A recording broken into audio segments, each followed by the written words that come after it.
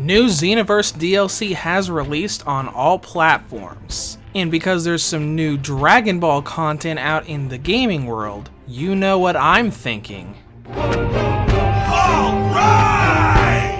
The only thing I could possibly do now is to make a new review off of some new DLC for Dragon Ball Xenoverse 2. So, let's dive right in. Here is my review of the DLC pack Extra Pack 3 for Dragon Ball Xenoverse 2 on the Nintendo Switch. Now the thing about this DLC pack is it came out the same day we got a free update that also added new content. So before diving into the content itself, let's talk about what came with the free update and what came with the paid DLC.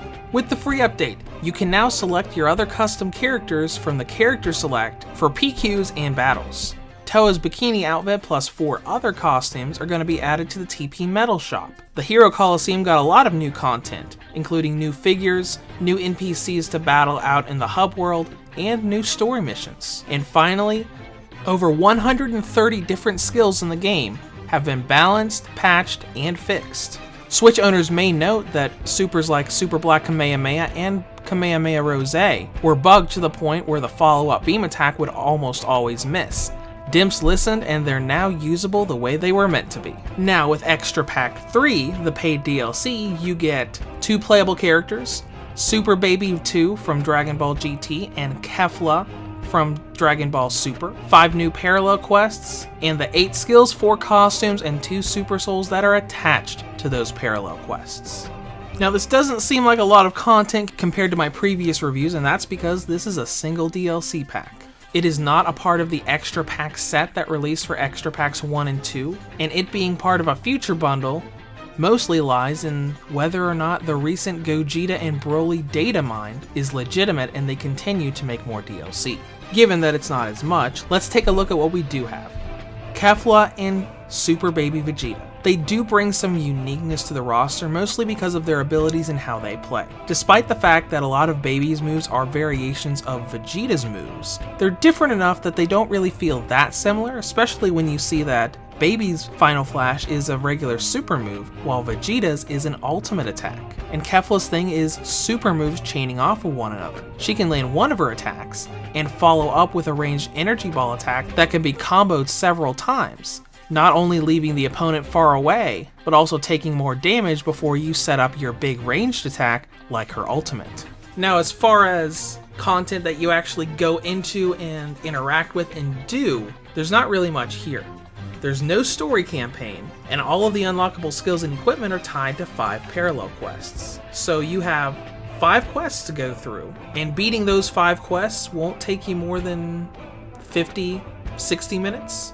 And this brings me to a big point. Not only something that I felt ever since starting this DLC pack, but the reason I mentioned the free update content earlier in this review. I feel like the fact that Xenoverse 2 is giving out so much free content, it's hurting the quality of its DLC. Now with Extra Pack 2, it wasn't really a big problem because we got a huge new story campaign that went into dozens of branching paths. With this DLC, 2 characters, 5 quests, and unlockables attached to those 5 quests. Whereas in the free content, we got a significant amount of content added to the Hero Coliseum and the ability to add other custom characters for PQs and battles. One of the most requested features the entire community has been almost begging Dimps to add into this game. To a lot of people, that alone will greatly outweigh anything in this DLC pack.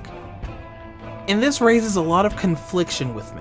As far as price is concerned, getting 2 characters for $7.99 is better than the DLC rate for Dragon Ball FighterZ, which is asking $4.99 for each character. But when you've got this paid content sitting right next to free content that is arguably just as much or more, released on the same day, not to mention a highly requested feature from fans, the paid content just doesn't feel that substantial. I think if they put the custom character select feature into the DLC, it would feel much more worth paying that $8 for.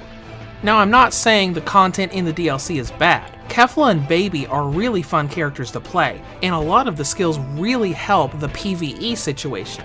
Especially being a new larger Super Vanishing Ball, To help accommodate for the fact that Big Bang Kamehameha, many players' go-to expert mission skill, now doesn't have a teleport and is much more difficult to use.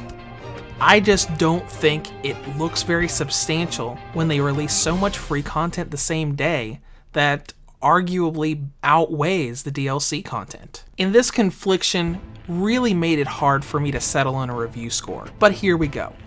In conclusion, Extra Pack 3 gives a lot of love for Baby and Kefla fans, and a lot of interesting and unique new moves for players to try. However, with no new story edition, barely an hour of content, and being released by so much free content on the same day, it feels like this DLC is being devalued by its own game.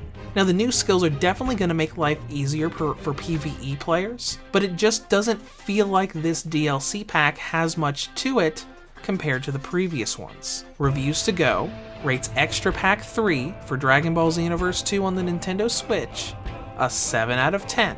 If you have any comments or questions, feel free to leave them below, or head to the website at reviewstogo.com.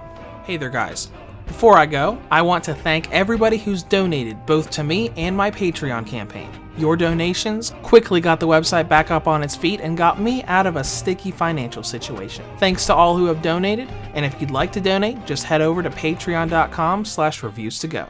Thanks again for watching, have a nice day.